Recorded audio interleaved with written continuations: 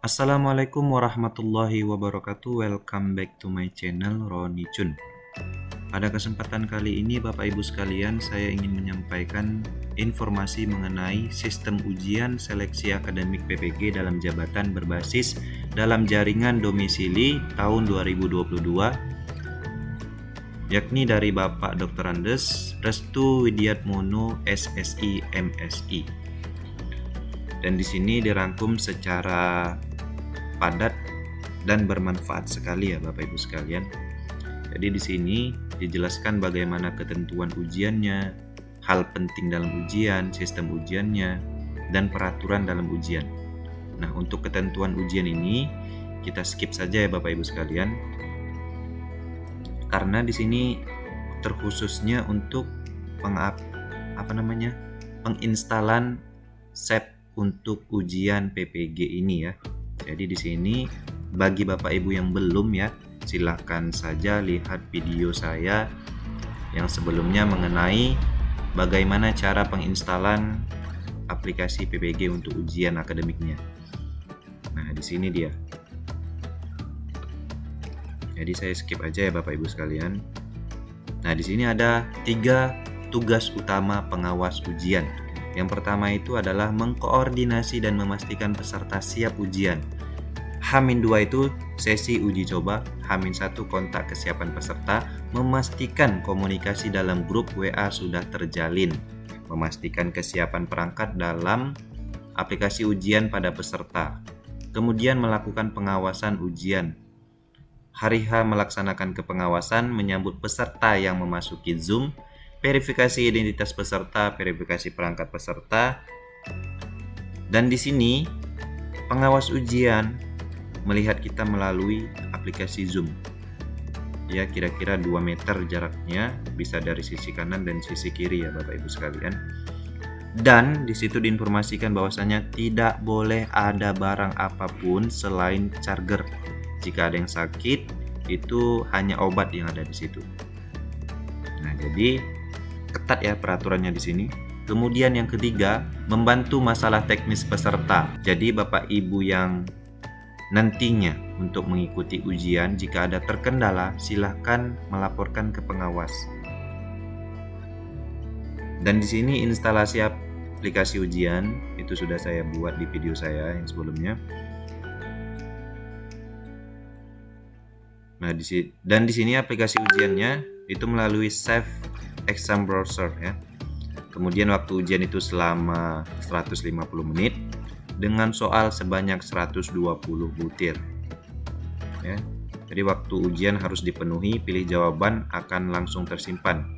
Ketik klik simpan atau ragu-ragu. Untuk aplikasi ujiannya, jika kita sudah masuk ke aplikasi tersebut, dia akan seperti ini. Nah, di sini masuk ujian itu kita dapat nomor peserta itu melalui kartu peserta ya yang ada di SIM PKB. Itu bisa Bapak Ibu cek ya. Kemudian masuk ujian dan masukkan nih nomor peserta ujian kita, kemudian kodenya. Setelah itu klik saya menyetujui fakta integritas ini, lalu klik proses. Dan inilah tampilan saat kita melakukan ujian nanti ya Bapak Ibu sekalian. Di sini ada bidang studinya, soal dan opsi jawaban, butir soal, waktu ujian, dan identitas peserta. Dan di sini ada opsi ragu, dan simpan. Jadi butir soal yang telah dijawab atau ragu-ragu akan berubah warna. Yang warna biru itu mungkin ya itu sudah tersimpan. Yang ragu-ragu itu warnanya kuning. Kalau tidak salah ya. Nah, di sini dijelaskan bahwasanya walaupun butir soal telah dijawab semua, peserta tidak boleh keluar aplikasi ujian sampai waktu habis. Nah, jadi disarankan buat Bapak Ibu sekalian, biarkan saja sampai waktunya habis dan nantinya akan seperti ini tampilannya. Ujian telah berakhir, silahkan mengakhiri sesi ujian dan mengisi kuesioner sesuai arahan pengawas. Nanti diarahkan oleh pengawas kita.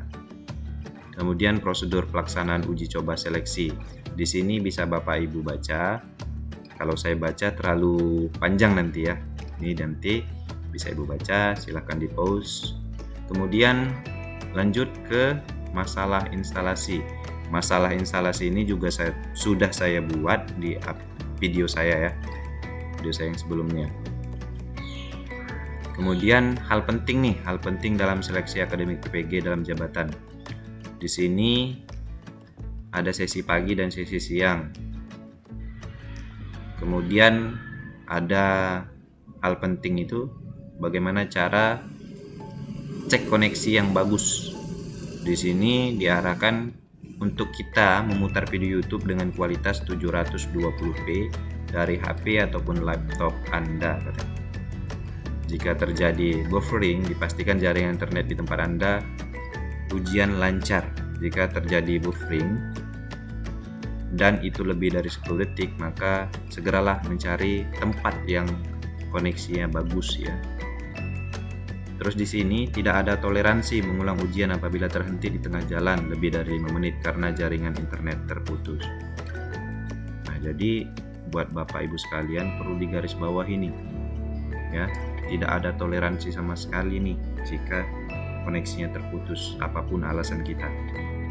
Kemudian di sini ada nih info penting bahwasanya jika menggunakan tethering HP untuk akses internet, sebaiknya internet HP, ya pahami ya Bapak Ibu, internet HP untuk Zoom dan internet laptop untuk aplikasi ujian tidak dari satu sumber ya. Itu yang perlu kita ingat. Jadi internet HP itu sendiri dan internet untuk laptop itu sendiri-sendiri, tidak boleh satu sumber. Kemudian untuk pengguna internet non WiFi itu kita menyediakan atau membelilah ibaratnya paket data itu sebesar 10 GB. Kan kita tahu bahwasannya tidak ada toleransi jika paket kita itu kehabisan. Lebih baik berlebih asalkan cukup ya. Nanti pas-pasan bermasalah, aduh sayang banget istilahnya gitu. Kita udah persiapan penuh, belajar sudah, tinggal ujian. Mentoknya di akhir paketnya habis. Apa kata dunia? Bercanda ya Bapak Ibu. Jadi dipastikan nih paket kita harus lebih seperti itu. Kemudian di sini ada perhatian buat kita ya semua yang sedang melakukan ujian nanti. Jika terdapat kendalanya apapun itu, mohon segera koordinasi kepada pengawas karena apapun ceritanya masalah kita di dalam ujian itu kita melapor saja kepada pengawasnya.